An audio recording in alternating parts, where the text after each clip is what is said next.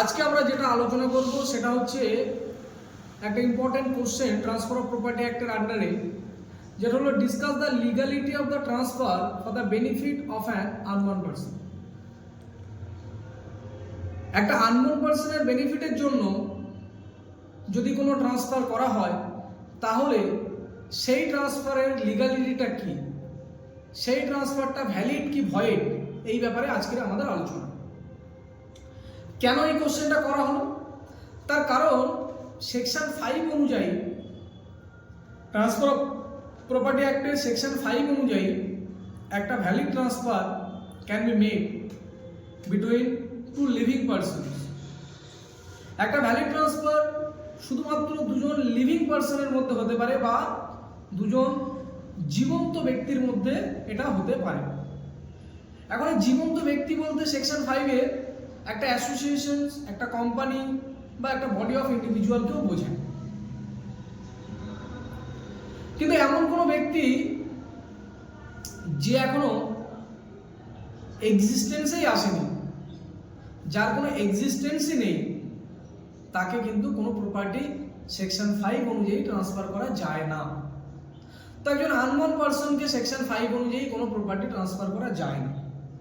কিন্তু যদি কোনো ব্যক্তি চায় কোনো আননোন পারসনকে কোনো প্রপার্টি ট্রান্সফার করতে, তাহলে কি সে একেবারেই ট্রান্সফার করতে পারবে না? না, পারবে। এর একটা এক্সেপশন আছে। কোথায় আছে সেই এক্সেপশন?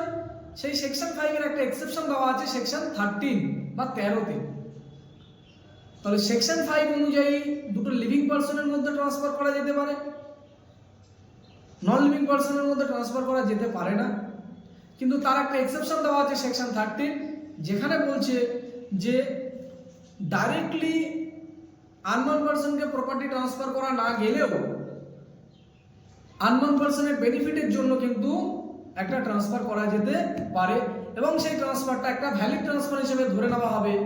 তবে সেকশন 13 অনুযায়ী একটা আননোন পারসনের বেনিফিটের জন্য কোনো ট্রান্সফার করলে সেই ট্রান্সফারকে ভ্যালিড হতে গেলে দুটো কন্ডিশন স্যাটিসফাইড করতে হবে বা দুটো কন্ডিশনসকে ফুলফিল করতে হবে। কি কি সেই কন্ডিশনস? প্রথম কন্ডিশন হচ্ছে আননোন পারসনকে কিছু ট্রান্সফার করতে গেলে একটা প্রায়র ইন্টারেস্ট ক্রিয়েট করতে হবে।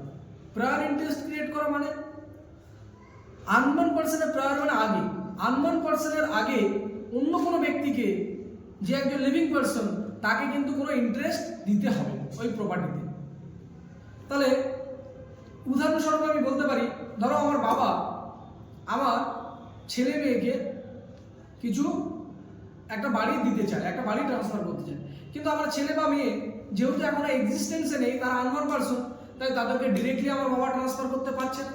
প্রথম কন্ডিশন হচ্ছে তাদেরকে ট্রান্সফার করতে গেলে একটা প্রায়র ইন্টারেস্ট ক্রিয়েট করতে হবে, মানে তাদের আগে ওই বাড়িটার কিছু ইন্টারেস্ট অন্য কোনো লিভিং পারসনকে দিতে হবে। তাহলে এখানে আমার বাবাকে কি করতে হবে?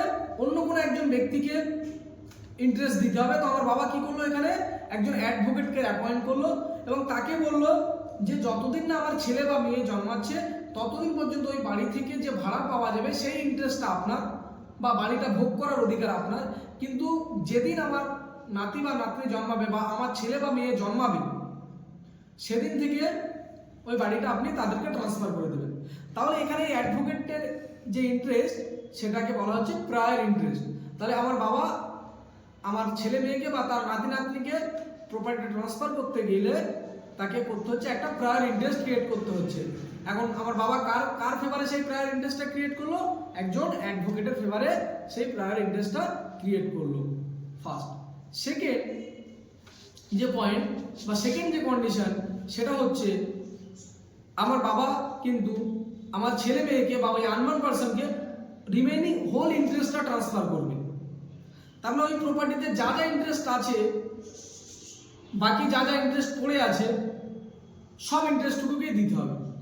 আমার বাবা এটা বলতে পারবে না যে আমার ছেলে মেয়ে শুধুমাত্র ওই প্রপার্টিটাকে ভোগ করতে পারবে বা এনজয় করতে পারবে এবং আমার ছেলে মেয়ের পরে ওই প্রপার্টিটা আবার আমার ভাইয়ের ছেলে মেয়ের কাছে চলে যাবে।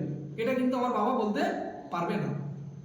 যখন কোনো আননোন পারসনকে তুমি কোনো কিছু ট্রান্সফার করতে হবে তখন কিন্তু রিমেইনিং হোল ইন্টারেস্ট। এখন এই রিমেইনিং হোল ইন্টারেস্ট মানে আমার বাবা বলেছিল যে এই প্রপার্টিটা যতদিন না আমার ছেলে মেয়ে জন্মাবে বা তার নাতি নাতনি জন্মাবে, ততদিন পর্যন্ত ওই প্রপার্টির দেখভাল করা এবং ওই প্রপার্টিটা ভোগ করার অধিকার অ্যাডভোকেটের থাকবে। কিন্তু যেদিন থেকে ওই আমার ছেলে মেয়ে জন্মে গেল বা আমার বাবা নাতি নাতনি জন্মে গেল, সেদিন থেকে ওই প্রপার্টিটার সম্পূর্ণ অধিকার কিন্তু আমার ছেলে মেয়ের কাছে চলে আসবে। আমার ছেলে মেয়েকে কোনো পার্সিয়াল ইন্টারেস্ট দেওয়া যাবে না, বা আমার বাবা এটা বলতে পারবে না যে আমার ছেলে মেয়ে শুধু ভোগ করবে এই প্রপার্টিটা, আমার ছেলে মেয়ে তাদের ইচ্ছা মতো অন্য কাউকে এই প্রপার্টি ট্রান্সফার করতে পারবে না, এই কথাটা আমার বাবা বলতে পারবে না। আমার বাবাকে কমপ্লিট ইন্টারেস্ট দিয়ে দিতে হবে, তার কারণ আমার ছেলে মেয়ে একটা আননোন পার্সন। তাই প্রথম কন্ডিশন হচ্ছে কি একটা প্রায়র লাইফ ইন্টারেস্ট ক্রিয়েট করতে হবে বা প্রায়র ইন্টারেস্ট ক্রিয়েট করতে হবে, এবং second condition the whole interest কিন্তু আননোন পার্সনকে দিতে হবে। এই দুটো কন্ডিশন যদি স্যাটিসফাই করা হয়, তবেই একটা ট্রান্সফার একটা আননোন পার্সনের বেনিফিটের জন্য করা হলে সেটাকে ভ্যালিড হিসাবে ধরা হবে। আদারওয়াইজ একটা আননোন পার্সনের বেনিফিটের জন্য কোনো ট্রান্সফার করলে সেই ট্রান্সফারটাকে ভ্যালিড হিসাবে ধরা হবে না।